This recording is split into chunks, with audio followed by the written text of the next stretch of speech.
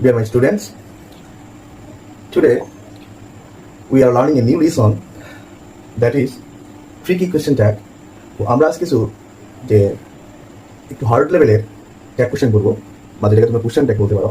হ্যাঁ, এই question tag বিষয়টা অর্থ হইতেছে, বা যদি আমরা সংজ্ঞা বলতে যাই তাহলে সেটা হচ্ছে যে বক্তার বক্তব্যকে সত্যতা যাচাইকরণের যে প্রক্রিয়া সেটাকে বলা হয় কোশ্চেন ট্যাগ।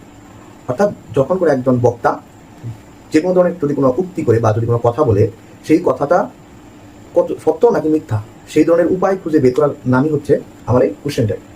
অর্থাৎ এখানে আমি কিছু জটিল ধরনের যে কোশ্চেন ট্যাগগুলো আসে, যেমন যেগুলো এসএসসি পরীক্ষায় সবচাইতে বেশি ইম্পর্টেন্ট, তার মধ্যে একটা আছে যে but me no but, but me no but, কিন্তু কিন্তু করো না।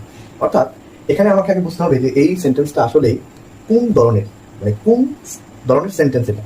তো আমরা সবাই জানি যে যদি কোনো বাক্যের শুরুতে মূল verb do not, neighbour, kindly, please থাকে তাহলে সেই বাক্যের নাম হচ্ছে ইম্পারটিভ সেন্টেন্স। তো সেক্ষেত্রে এখানে যে বাটটা ইউজ করা হয়েছে, এই বাটটা হচ্ছে একটা মূলত মূল ভার্বের কাজ করা হয়েছে এখানে। আর এর জন্য এই বাটের জন্য আমাকে এখানে ট্যাগ কোশ্চেনে অ্যান্সার লিখতে হবে উইল বা ওনটিও লিখতে পারে, দেখি এটা যেহেতু ইম্পারটিভ সেন্টেন্স। তো সর্বশেষ এটা হচ্ছে একটা ইম্পারটিভ সেন্টেন্স, এর জন্য আমাকে কোশ্চেনটাকে অ্যান্সারে লিখতে হবে উইল।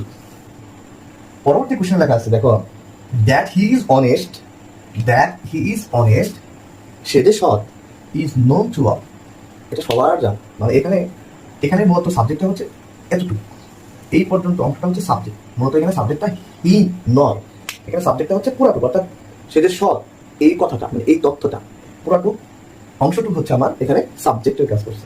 যার জন্য অনেকে আছো যে এখানে ইজেন্ট হি দিতে পারো বা দিয়ে ফেলতে পারো, কিন্তু আসলে সেটা হচ্ছে ভুল তথ্য। তো এখানে আমাকে লিখতে হবে ইজ আছে, তাহলে এখানে লিখতে হবে আমরা সবাই জানি কোশ্চেনটা হাবুদা করে নাবুদা করতে হয়, তাহলে কি হবে ইজেন্ট, আর এই তথ্যটুকুর জন্য আমাকে এর প্রনাউন সাবজেক্ট হিসেবে লিখতে হবে ইট। অতএব সর্বশেষ অ্যান্সারটি আসতেছে ইজেন্ট ইট।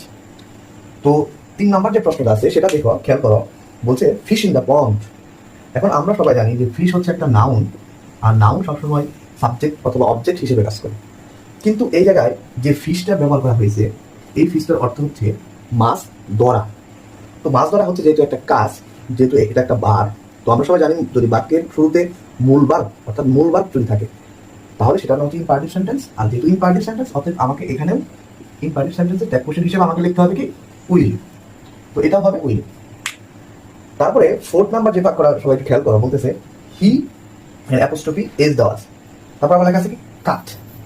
তো এখানে একটা সাইকোলজিক্যাল একটা বিষয় আছে যে আমরা সবাই জানি